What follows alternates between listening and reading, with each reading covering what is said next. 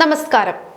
എറണാകുളത്ത് താമസ സ്ഥലത്തെ ഫ്ളാറ്റിൽ നിന്ന് ചാടി 9ാം ക്ലാസ് വിദ്യാർത്ഥി മിഹിർ അഹമ്മദ് ആത്മഹത്യ ചെയ്ത സംഭവത്തിൽ വിദ്യാർത്ഥി പഠിച്ച ഗ്ലോബൽ പബ്ലിക് സ്കൂളിന് ഇതുവരെ NOC ഹാജരാക്കാനായിട്ടില്ലെന്ന് വിദ്യാഭ്യാസ മന്ത്രി വി ശിവൻകുട്ടി. സ്കൂളിനോട് NOC രേഖകൾ അടിയന്തരമായി സമർപ്പിക്കാൻ വിദ്യാഭ്യാസ ഡയറക്ടർ ആവശ്യപ്പെട്ടെങ്കിലും ഇതുവരെ അത് ഹാജരാക്കിയിട്ടില്ല. വിഷയത്തിൽ തുടർ നടപടികൾ സ്വീകരിച്ചു വരികയാണെന്നും വിദ്യാഭ്യാസ മന്ത്രി പറഞ്ഞു. പൊതുവിദ്യാഭ്യാസ വകുപ്പിന്റെ നേരിട്ടുള്ള നിയന്ത്രണത്തിലല്ല CBSE സ്കൂളുകൾ പ്രവർത്തിക്കുന്നതെങ്കിലും അവയ്ക്ക് സംസ്ഥാനത്ത് പ്രവർത്തിക്കുന്നതിന് പൊതുവിദ്യാഭ്യാസ വകുപ്പിന്റെ NOC ആവശ്യമാണ്.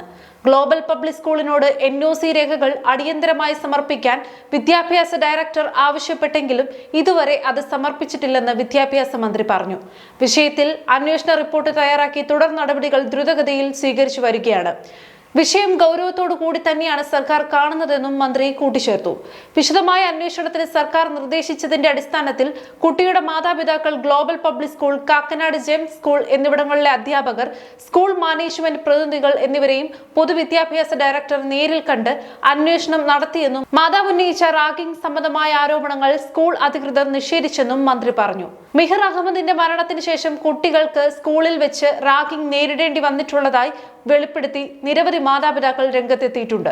തന്റെ മകന് ഗ്ലോബൽ പബ്ലിക് സ്കൂളിൽ വെച്ച് ഭീകരമായ റാഗിംഗ് അനുഭവങ്ങൾ നേരിടേണ്ടി വന്നതായും അതവനെ ആത്മഹത്യയുടെ വക്കുവരെ എത്തിച്ചതായും ഒരു രക്ഷിതാവ് വെളിപ്പെടുത്തി.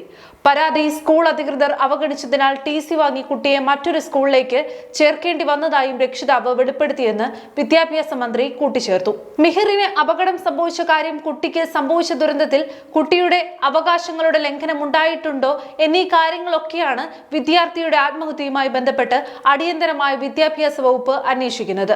സ്കൂളുകളിൽ ഇതുപോലെയുള്ള സംഭവങ്ങൾ ഉണ്ടാകാതിരിക്കാനുള്ള എന്തൊക്കെ മുൻകരുതലുകളാണ് എടുക്കേണ്ടത് എന്നിവ സംബന്ധിച്ചാണ് മൂന്നാമതായി പരിശോധിക്കുന്നത്.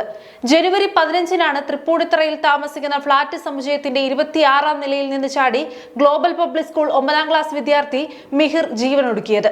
ഇത് സംബന്ധിച്ച് പൊതുവിദ്യാഭ്യാസ വകുപ്പും അന്വേഷണം പ്രഖ്യാപിച്ചിരുന്നു. കുട്ടി മറ്റ് വിദ്യാർത്ഥികളിൽ നിന്ന് ക്രൂരമായ പീഡനമാണ് ഏറ്റുവാങ്ങിയതെന്നും ക്ലോസറ്റിൽ തല താഴ്ത്തിച്ചു വെച്ച് ഫ്ലഷ് ചെയ്യുന്ന തരത്തിലുള്ള പീഡനം അനുഭവിച്ചിരുന്നുവെന്നും കുട്ടിയുടെ അമ്മ വ്യക്തമാക്കിയിരുന്നു. ഇതിനു പുറമെ നിറത്തിന്റെ പേരിലും കുട്ടി കളിയാക്കലിന് വിധേയനായെന്നും ആരോപിച്ചിരുന്നു.